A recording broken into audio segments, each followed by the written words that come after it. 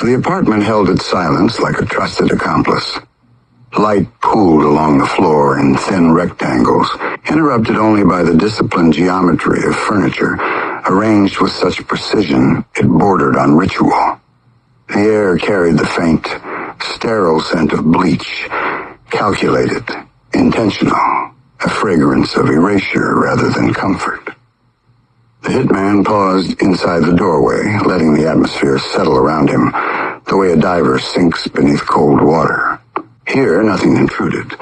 No voices, no mistakes. This was the one place where the world obeyed him. A wall near the kitchenette displayed what most people would call depravity, though he never labeled it that way. Labels were for people who needed excuses.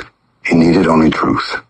Monochrome photographs lined the plaster in exact grids, faces drained of breath, moments stolen in their final stillness, angles composed with the eye of someone who understood the meaning of a last expression.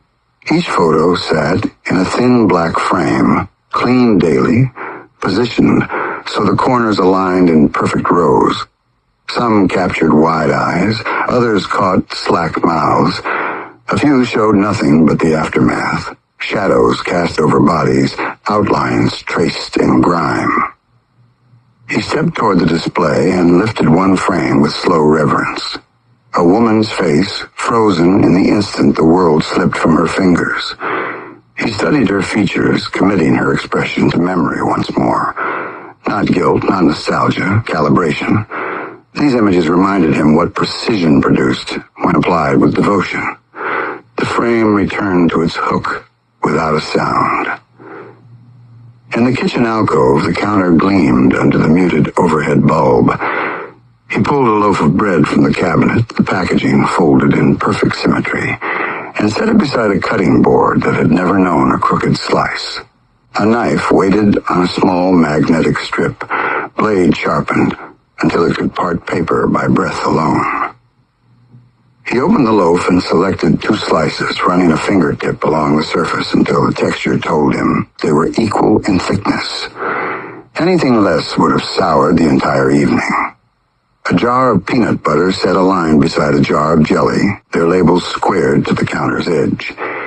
He twisted the lids with the kind of gentleness most men reserve for lovers, a spoon dipped into the peanut butter. He spread it across the bread, uniform stroke, flawless volume, no excess at the edges. Jelly next. The same precision. No bleed, no drip. Balance mattered. The knife glided through the sandwich on a perfect diagonal, creating 2 identical triangles, sharp enough to stand their edges upright.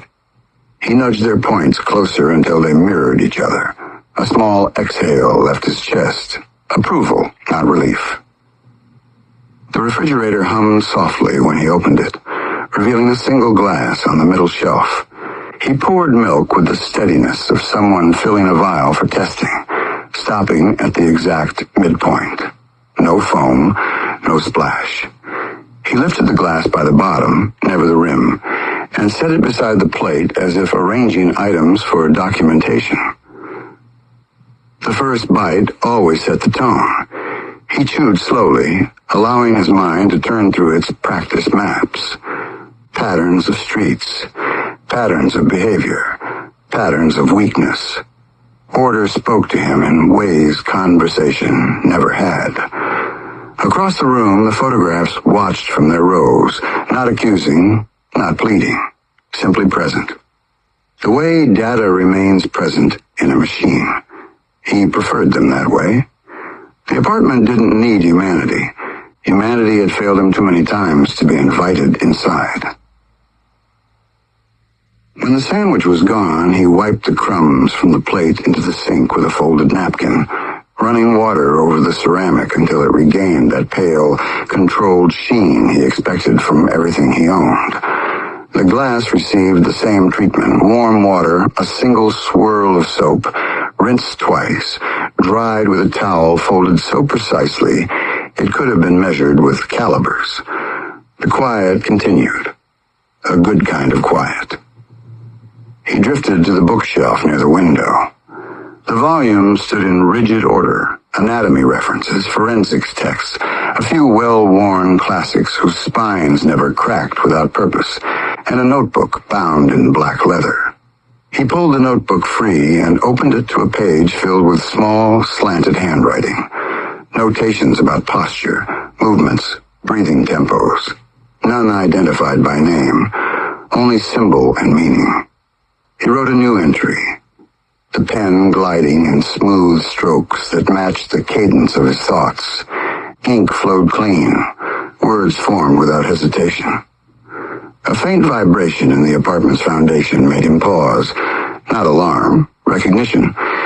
The elevator in the hallway carried a neighbor to another floor. He could tell by the tremor pattern which direction the lift traveled. He tucked the notebook into the shelf and walked toward the window. Outside, the city glowed with its usual broken promise. Traffic wandered. Neon flickered. People moved without any awareness that someone like him lived above them, unseen, untouched, uninterested. He watched a couple arguing beside a parked car. The man gestured with frantic heat. The woman held her arms still, shoulders drawn tight. Neither noticed his silhouette in the third-floor shadows. He sipped his milk, evaluating their tension like a scientist studying behavior in a controlled chamber. The argument ended without escalation. Disappointing. He stepped back from the glass and let the blinds fall into their staggered rhythm. An old wooden box sat on the far counter, its surface sanded to a matte finish. He lifted the lid. Inside lay a collection of objects, tokens, though he never called them that. A cufflink, a torn scrap of a concert wristband, a strip of fabric, 3 rings taken from 3 separate hands over the years. Each trinket carried a unique weight, a flavor of memory no photograph could replicate. He lifted one ring between his fingers, turning it until the faintest inscription caught the light. People thought keepsakes belonged to grief. They never understood that discipline could own them instead. The ring went back into the box, angled to match the corner. He shut the lid carefully and wiped away the fingerprint his thumb might have left on the wood. A timer on the counter clicked softly. He hadn't set it. He used it only as a test, to know if the power had flickered while he was away. A flicker could mean something. Almost nothing escaped meaning in his world. He reset the dial. Movement near the photographs caught his eye. Not a shift in the images, but in the alignment of one frame's shadow, a millimeter off. Barely perceptible. He approached and adjusted the frame, correcting its balance until the shadow returned to its intended angle. Order restored. Breath steadied. The night folded around him, but he did not grow tired. His mind operated on currents that never drained fully. He crossed to the center of the room, planted his hands on the back of the couch, and let his gaze sweep the apartment the way an architect inspects a finished cathedral. He searched for cracks, imperfections, threats. Comfort never numbed him. Comfort sharpened him. Everything remained as it should, not peaceful. He rejected peace, but controlled. A knock would have disturbed that control. A phone call. A neighbor's voice bleeding through the wall.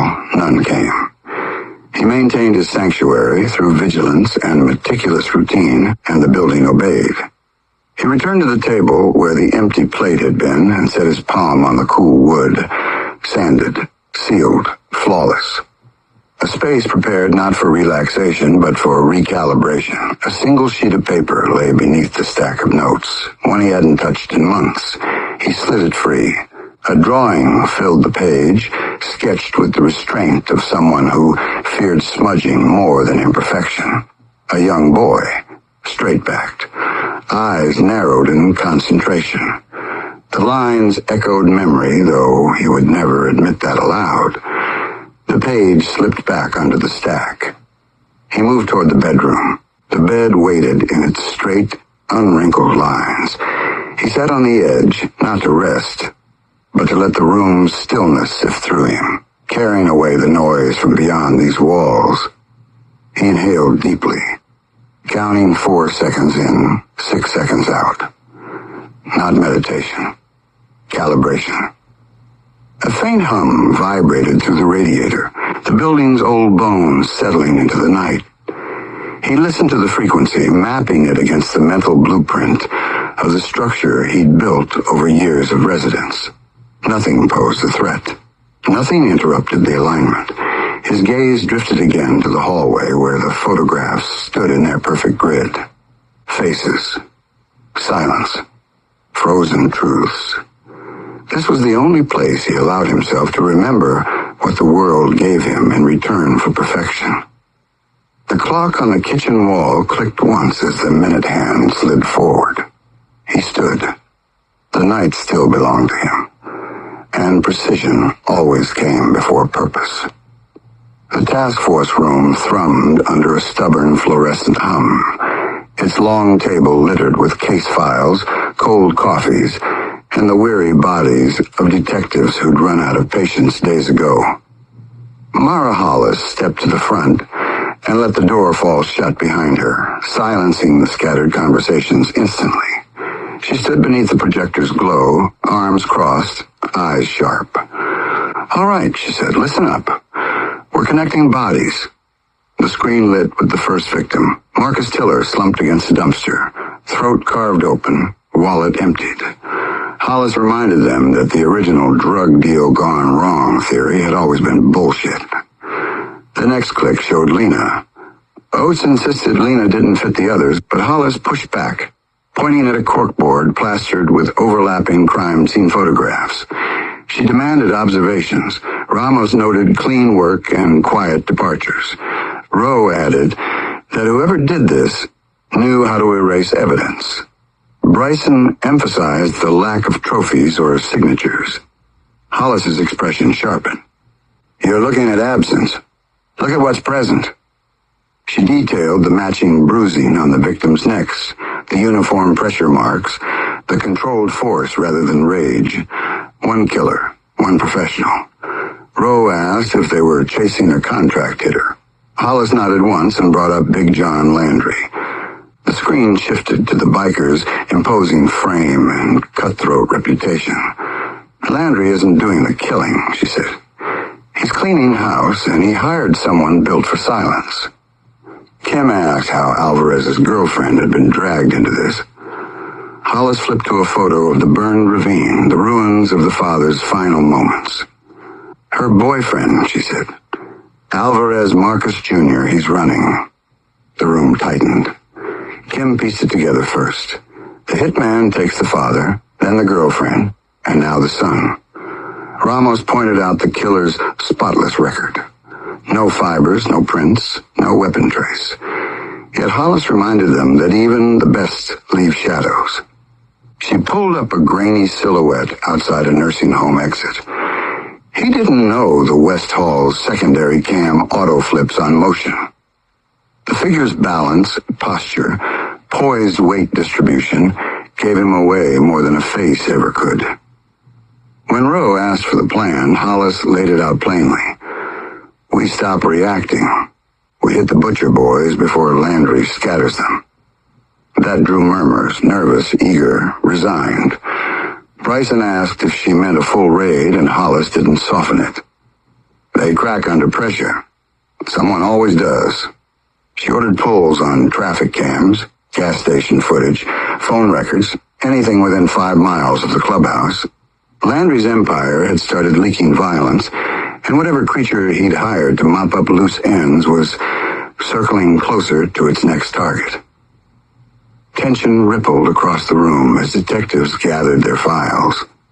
Ramos muttered that the plan felt like stepping into a hornet's nest, and Hollis answered without slowing, "That's the job."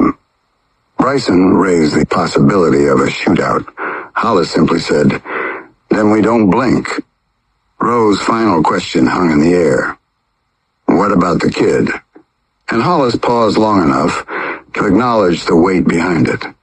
"Find him. He's not a suspect. He's prey." The detectives understood the shift. This wasn't cleanup anymore. It was a countdown tightening around the city, and they were already inside its teeth. Hollis collected her folder, nodded once, and dismissed them. No one spoke on the way out. The briefing room emptied with the sober energy of people preparing for a storm. And somewhere across the city, a ghost-precise hitman calculated his next move while a hunted biker clung to the last scraps of distance between himself and death.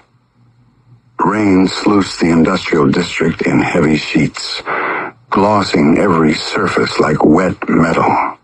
The warehouses crouched along the cracked street, blacked-out windows reflecting shards of lightning, and the night smelled sharp with wet steel, burned oil, and chemical dust. Bruce Maddox guided the bike slowly, letting the engine fade to silence, his senses tuned to the pulse of the alley. He breathed in the rain and the scent of the city like a predator, reading the subtle shifts in the air, the weight of shadows, the rhythm of footsteps that weren't yet there. Danny Boy crouched near the collapsed loading dock, coat soaked, shoulders hunched, hands jammed into pockets that couldn't warm them. The flickering lamp overhead carved his face into fractured angles, one moment soft and boyish, the next hard and alert, a predator cornered in someone else's trap. He wasn't afraid of Bruce, not tonight, but he was keyed to the danger lurking in the shadows, muscles coiled, eyes scanning every movement. "You got the stash," he whispered, voice low and clipped. Bruce stepped off the bike, boots slick against the wet concrete, his eyes sweeping the alley like a predator marking territory. "Yeah, they got the cash. 5 minutes tops," he said, voice calm, measured, precise. Danny smirked, humorless. "Dead zone, rain, Pike's runners." "Optimistic," he muttered. And Bruce didn't answer. He never did when he didn't need to. From the darkness, 3 figures slouched into view, soaked, hoodies plastered to their skin, hands twitching their hidden weapons. Junkies muscle for Pike, nervous, untested, the kind of men who underestimated the cost of mistakes. The air felt thick, heavy, almost alive, pressing against them both. Bruce let the leather pouch hang low, crystals inside catching faint light. "Let's see the cash," he said, flat, deliberate. The lake closed over Alvarez with the sudden, suffocating finality of a trapdoor slamming shut. Cold crushed against his ribs so violently that his heartbeat skipped, then hammered in a frantic, uneven rhythm as the water folded around him like a serpent tightening its coils. The surface disappeared in the same instant, swallowed by a black sheet that erased sky, sound, and direction in a single, breathless second. He kicked upward, or tried to, but the lake seized his legs with a force that felt almost deliberate, as if something beneath him had been waiting for the chance to drag him under. His arms moved in slow, useless sweeps, each stroke thickening into a sluggish drag, the water refusing to let him rise. Panic swelled in his throat, raw and violent.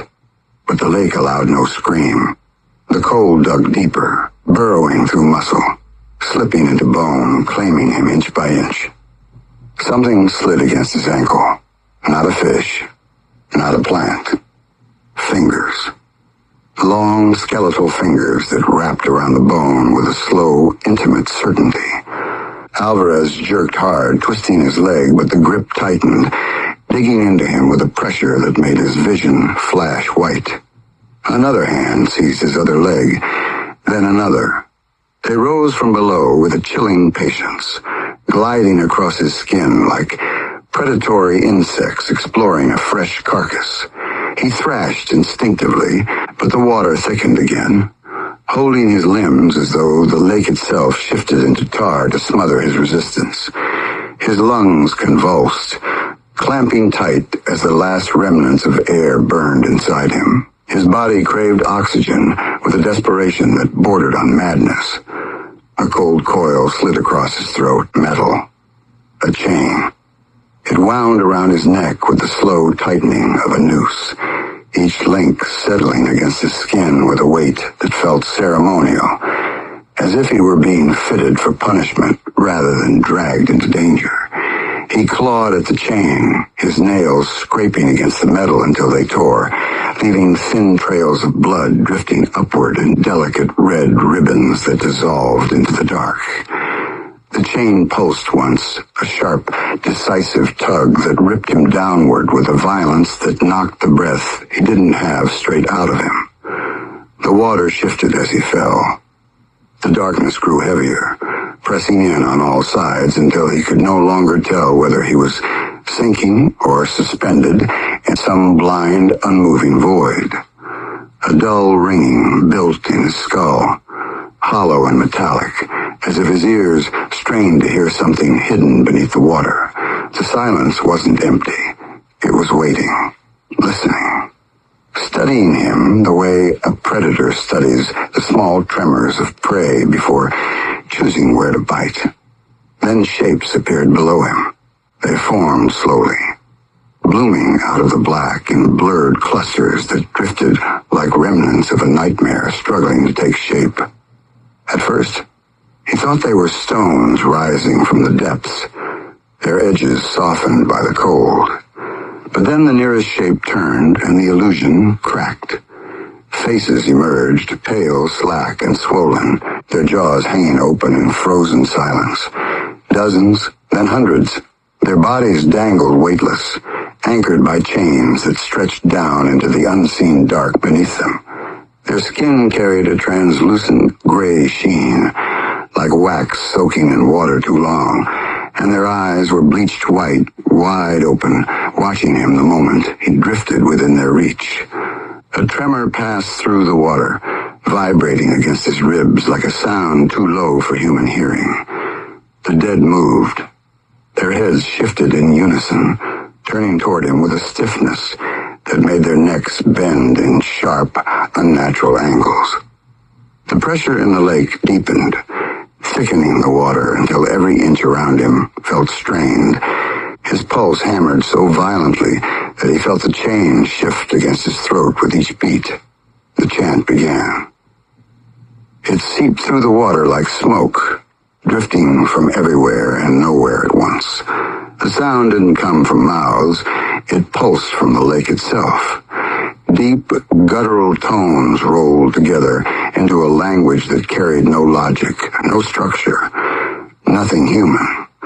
The syllables crawled across his skin like living things, writhing against his ears with a wet, distorted rhythm that made nausea twist in his stomach.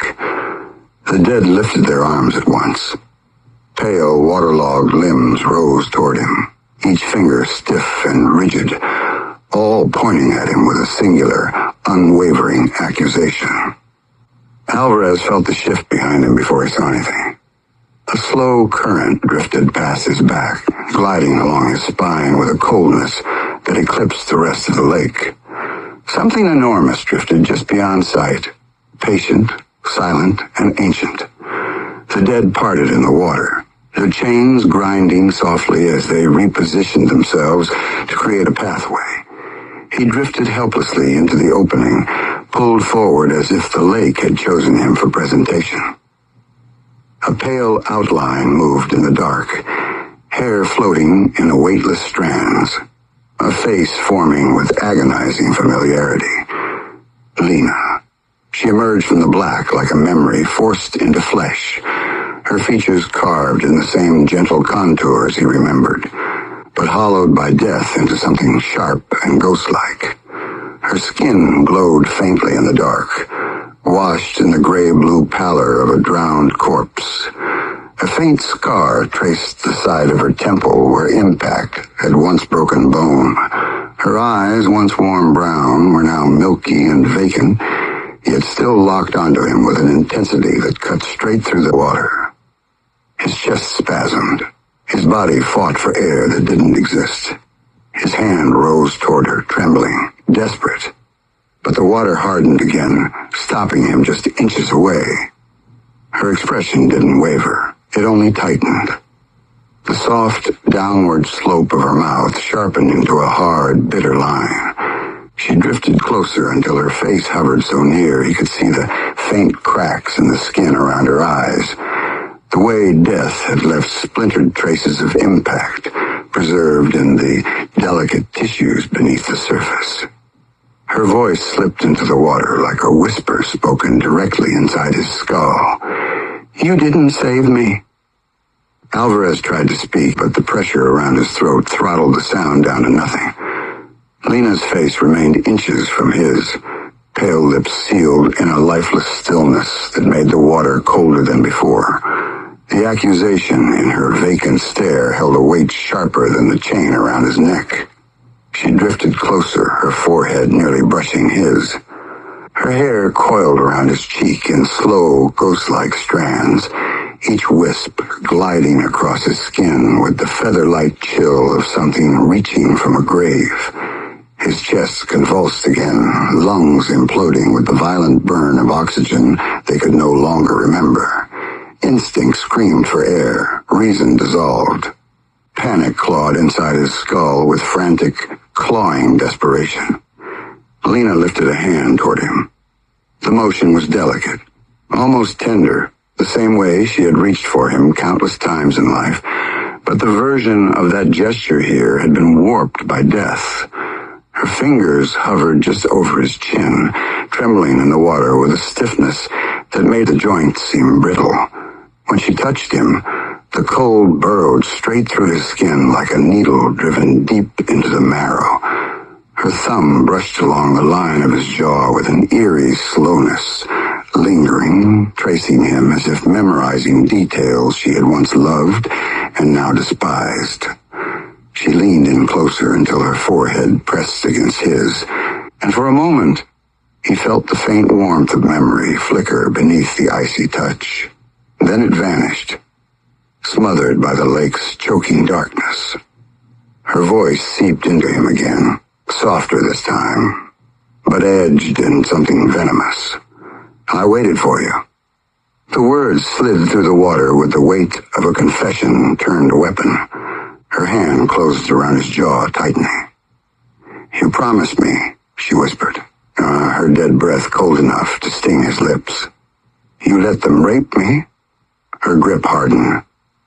"You never cared." Her fingers dug into his cheek, nails scraping lightly against the bone. "I'm dead because of you. I hate you." Alvarez shook his head weakly, the chain restricting the motion until pain splintered along his neck.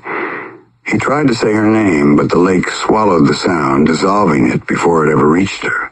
She pulled back slightly, just enough for him to see the shift in her expression, a quiet, growing fury that drained every remaining trace of the woman he loved.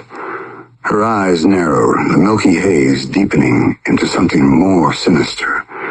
The water around her pulsed, sending a faint vibration across his chest, as if her anger had found a way to root itself inside the lake. She spoke again, but this time her voice fractured, splitting into layers, her tone woven with something older, deeper, and far less human. "I never loved you." The second voice echoed beneath hers, a low, rasping undertone that scraped at the inside of his skull. "But I screamed for you." Another layer cracked through the words as if multiple throats spoke at once. "But you never came." Her hand snapped to his throat. Her fingers wrapped around the chain, pressing into his skin, tightening until the metal cut deeper. Alvarez writhed, thrashing in a blind storm of panic, as the cold buried itself further into his flesh. The dead around them stirred, and their chains rattling in faint, jerking spasms as if reacting to her growing rage. Their blank eyes drifted toward him again, following his every movement with detached hunger.